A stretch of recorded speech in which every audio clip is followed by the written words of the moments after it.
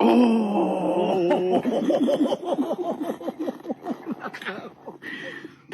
¡Oh!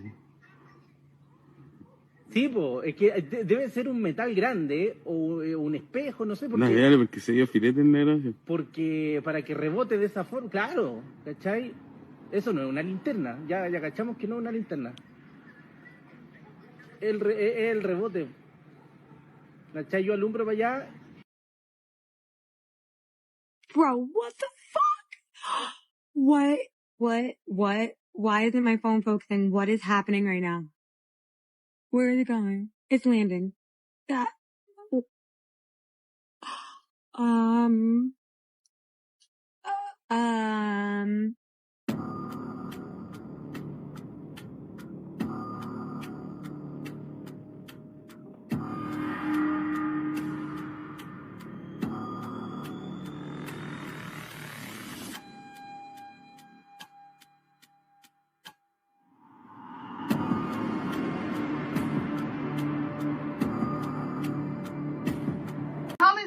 What is happening? You guys see this? Oh my god, what the fuck is happening? What is that? What is that? Ma, you see this? No. Holy shit. What the hell is that? What is happening? You guys see this? Oh my god, what the fuck is happening? What is that? What is that?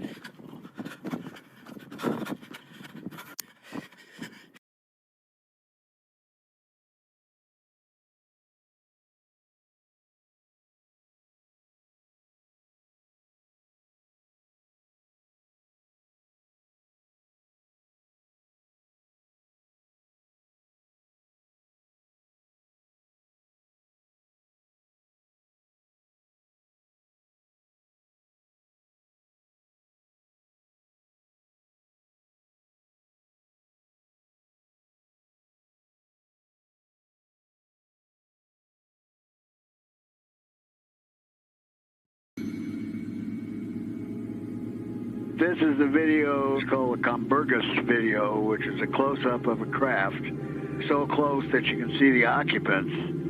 It is 100% real, and I was there as that was filmed. The whole footage has been analyzed for a more scientific work for 2.5 weeks, frame by frame, pixel by pixel, and this is 100% genuine footage. Can take a video and look at whether or not there is an artificial artifact added to it or not. And in this case, we can definitively say, to a degree of scientific certainty, that this entity, this thing in the video, is there in the physical reality in which the Kenmore family is also there. Like, this is so critical because you can clearly see through the slots in the fence that there is a leg motion moving from the right to the left side of the screen. And clearly it is behind there. So this isn't just like a head floating in space. This is a head of that is somehow that does not have full opacity, that the opacity of the head of the shadow is only at about 33% opacity versus a normal shadow, which would be at 100% opacity, or an object in the screen, which is at 100%. And this isn't anything that you did. It's just what you were able to determine, that this shadow being, or this being in the shadows, possibly creating its own shadow or smoky filter or cloaking technique, is not only cloaking itself from the people there, but cloaking itself from the camera itself, in that it's minimizing our ability to identify pixels inside of that shadow.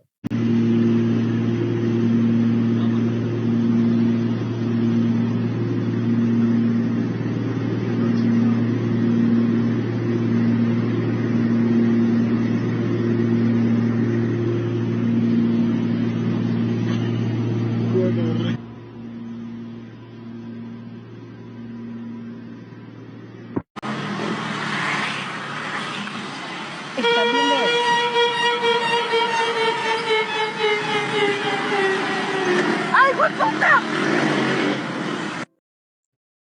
For tonight's story segment, Cemetery Night to Remember.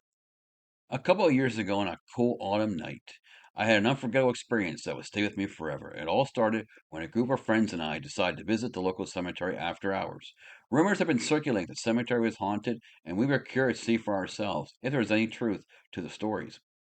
I was with a couple of friends in one car while another friend drove a separate vehicle. As we made our way through the dark and winding roads leading to the cemetery, we could feel a sense of unease creep over us. The night was still and eerily quiet, the only sound being the rustling of leaves in the wind. As we pulled up to the gates of the cemetery, I could feel my heart racing in anticipation. The gates were locked. The gates were locked, but that didn't stop us. We parked our cars outside and decided to explore on foot. The moon cast an eerie glow over the gravestones, creating long shadows that seemed to dance in the darkness. We walked amongst the headstones, reading the names and dates etched into the cold stone. The air was thick with a sense of foreboding as we were not alone in the cemetery. Suddenly, my friend who was driving the other car let out a gasp and pointed ahead. We all turned and looked, and that's when we saw it, a small figure darting across the road in front of the truck. We were all frozen in place, trying to make sense of what we had just witnessed.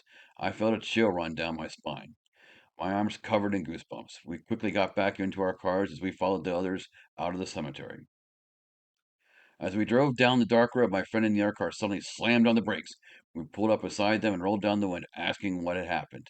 They explained they had heard a loud bang on the back of their car, as if something had hit it. We all got out of our cars to inspect the damage. To our horror, we found small handprints smeared across the back of the car, as if a child had touched it. The realization hit us like a ton of bricks. The figure we had seen running across the road was not a figment of our imagination. It was real. Fear gripped us as we stood in the darkness, unsure of what to do next. We could feel a presence watching us, a sense of malevolence that sent shivers down our spines. Without a word, we all got back into our cars and drove away from the cemetery as quickly as we could.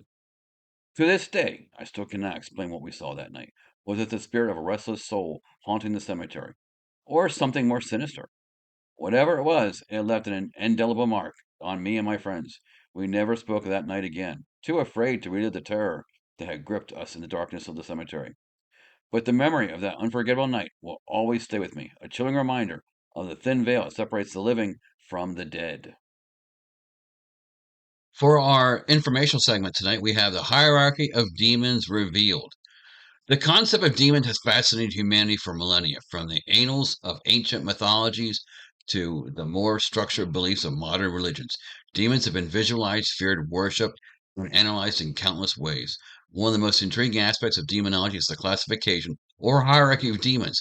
Let's journey into this intricate world and shed some light on the pecking order of the infernal realm. The origin of demonic hierarchies. The idea of a structured hierarchy of demons is not universal across all cultures or religions, but has its roots primarily in Christian demonology, inspired by celestial hierarchies of angels, scholars, and theologians, began classifying demons based on perceived power, roles, and intentions. The levels of demonic hierarchy: kings and chief princes. At the pinnacle of the demonic hierarchy, we find kings and the chief princes. They command legions of lesser demons and often personify major sins or malevolent intentions. Examples include Beelzebub, often associated with pride, and Alcibiades, linked to lust. Dukes.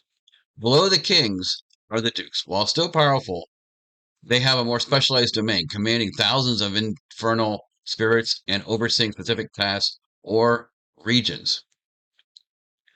Third is princes and prelates. These entities have more specific focus, sometimes associated with influencing certain human decisions or emotions. They can command hundreds of lesser demons and often work in tandem with dukes or other high-ranking demons. Marquises. Marquises hold a notable rank, with several legions under their control. They are believed to possess unique abilities, often associated with causing or manipulating specific events on Earth. Counts and Earls, number 5. These are mid-tier demons with a substantial influence on the mortal realm. While not as powerful as the entities above them, they are formidable in their own right, manipulating human desires and weaving dissent. 6 is the Knights. Knights serve the higher-ranking demons, often acting as messengers or agents for their causes. They have limited legions of demons under their control.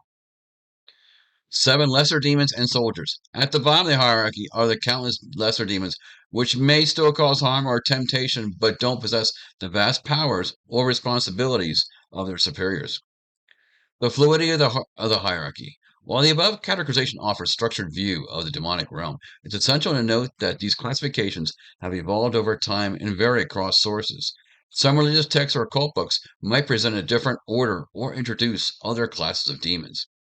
Moreover, in non-Christian cultures, demonic hierarchies might be visualized differently or not be structured at all. Conclusion: the hierarchy of demons as traditionally understood provides a captivating insight into humanity's attempts to categorize and understand the Aetherot. While shaped by religious, cultural, and historical context, it remains a subject of intrigue. Our conference segment for tonight is Phenomenacon in Vernal, Utah, that runs from September 4th to the 7th at the Uinta Conference Center. Speakers for this event include David Paulides, Mariah Mayer, and Russell Cord of Expedition Bigfoot, Travis Taylor and Eric Bard from Skinwalker Ranch, Ben Hansen, George Knapp, and Richard Estep. Also on Saturday the 7th, Travis Taylor is also in the band that performs at 9 p.m.